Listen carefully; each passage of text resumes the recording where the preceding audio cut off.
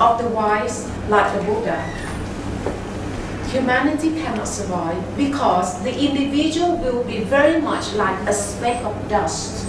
A speck of dust being trapped in the wheel of cart.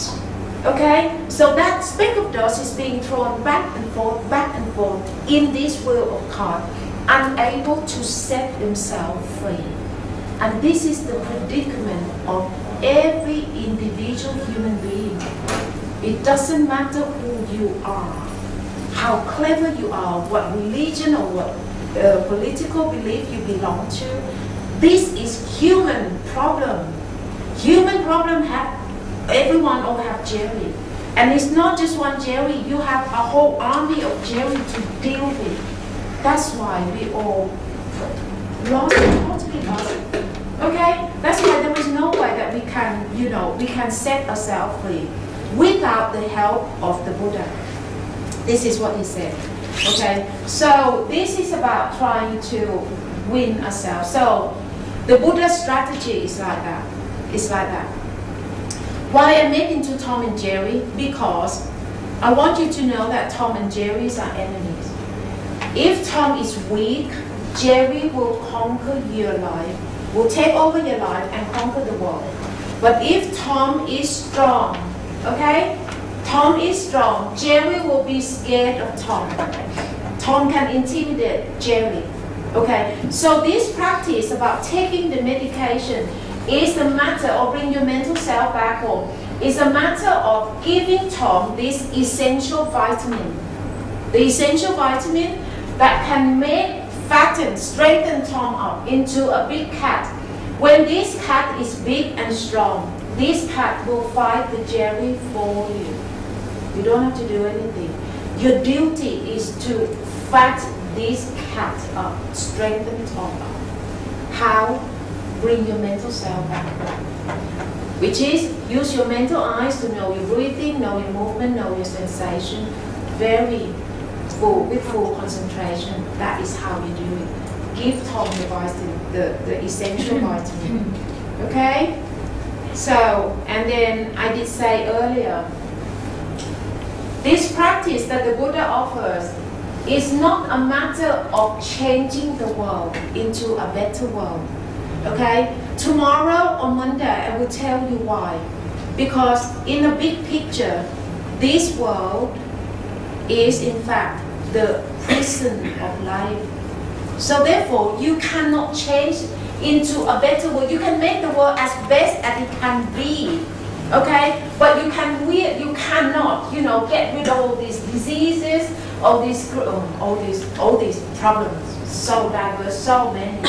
Okay? So many. But what happens is that once you are mentally strong, yes, your mental self, once you're mentally strong, and this is the problems, okay, at least you can float above the problem. Float above the problem. This example will help you to understand. This woman, okay? This woman came to my retreat after the third time before she revealed, okay, in Thailand, before she revealed. She said that her husband is such a womanizer, have affair, this and that.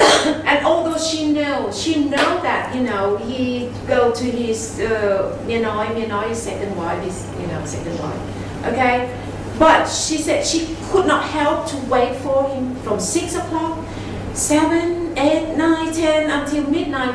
She keep on waiting until the keys turn before she could, sleep. Okay? And she said that once her husband come back, took only 5 minutes in bed, he would snore.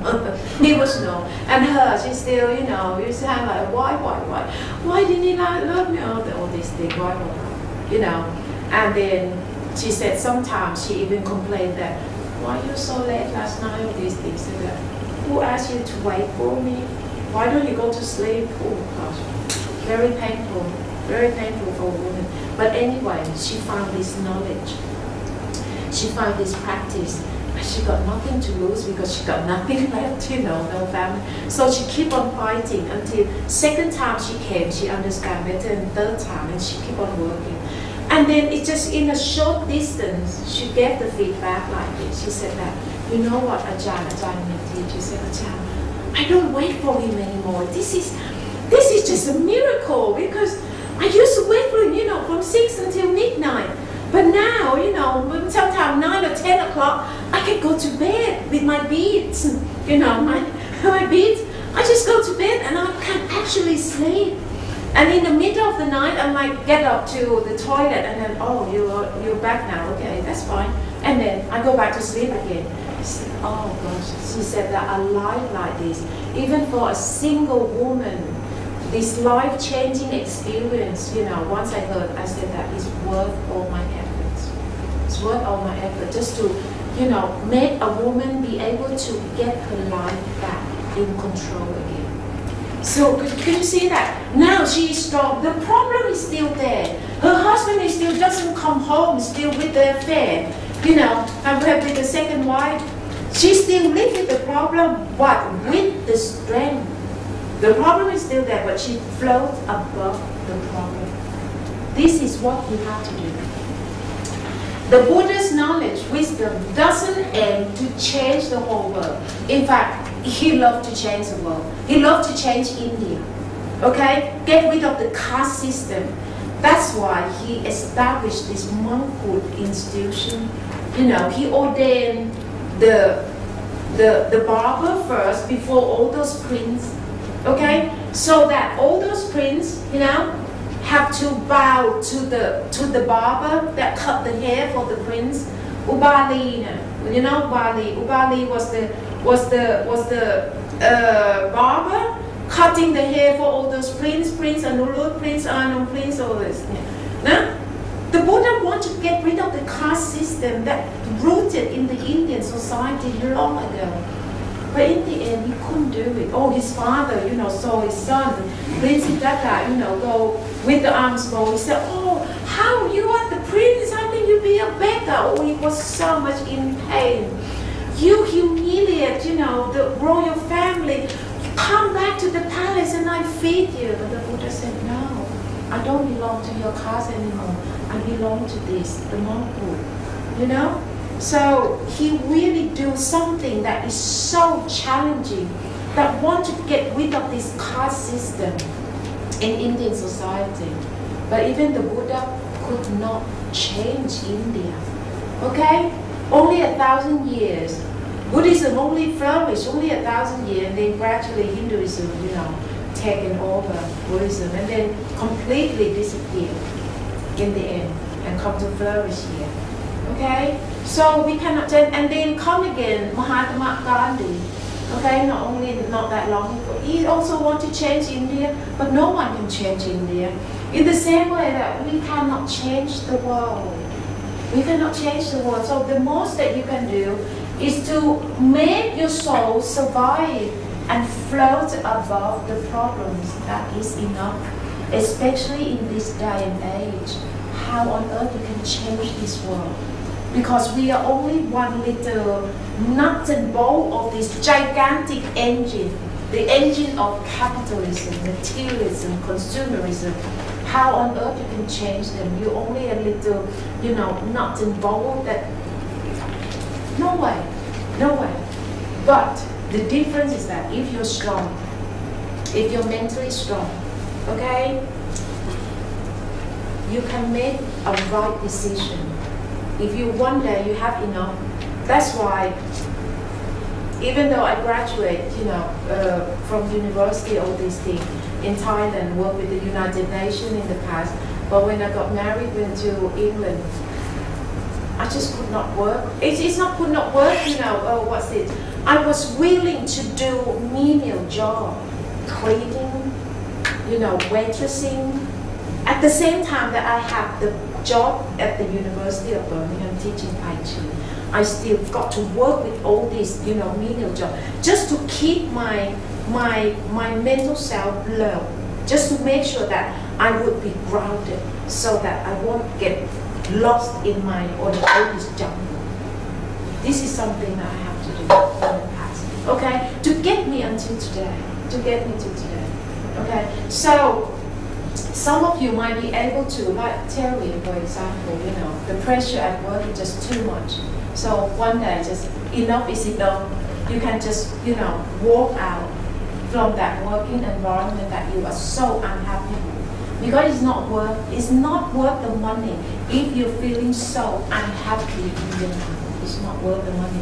You would rather go to do any menial job just to get yourself survived and feeling happy. That is better. And that is my motto. Okay? So, because some people came to me, you know, there was a woman came to me and said that, Ajahn, if I practice, bring the mental self back home, does it mean that my husband will come back? And I said, how on earth I can bring your husband back? It's your job to do it. My job is just to help you to get strong. And then you can make any decision you want. Even keep on walking away from him. You know, if he's no good to you, why you stop with it? Okay? With him, not with it. You know, just keep on walking then. But a lot of women cannot make the right decision because in there is so vulnerable and so weak. It's so weak. Okay? I mean men too, you know, everyone will have the weak point. Okay? So this is what this practice, these 5 entities all about. Okay? So these 5 entities that work, you know, make up of human life form, work in this nature. We all have jelly in our head, in our heart. So how to do it is to make up, become strong. Okay? The more you practice, the more you will understand this. So before we take a lunch break, I hope you're not too hungry yet. I told Terry and Chinfern that the first day, please let me finish with the 5 aggregates before lunch. Because after lunch, both you and myself will fall to sleep. And no one will teach you. So before, you know, you can digest better with all the hunger, you know, in your stomach. Okay, you don't fall to sleep. So we're going to take another 15 minutes just to put into practice. And this time, I will use the word home. Bring your mental self back home. I will use the term Jerry's from now on. Okay, Tom and Jerry. Right, so everyone please sit back straight.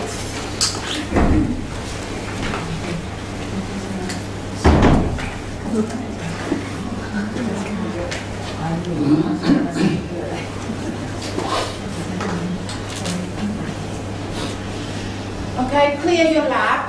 Okay, clear your lap, and then we can have the space to smack ourselves. Back straight, and then close your eyes, please. Your physical eyes. Right, so if anyone's still not sure, not knowing where your mental eyes are, is exactly where your eye sockets are. That is the location of your mental eyes. So eyes are for viewing. So we are going to use your eyes to view 3 groups of the scenery, the movements, the breathing, and the sensations, physical sensations. So, can everyone use your hand and then stroke your legs round your knees? Please do it slowly, don't rush. And then use your mental eyes to look at these 3 groups of scenery. So now, the movements, the breathing, and the sensations become the nature of your home, where your mental self or your true self can come back to take a rest and take refuge. So to bring your mental self back home, how exactly you can do it is by using your mental eyes to look or to view these 3 groups of scenery so wholeheartedly.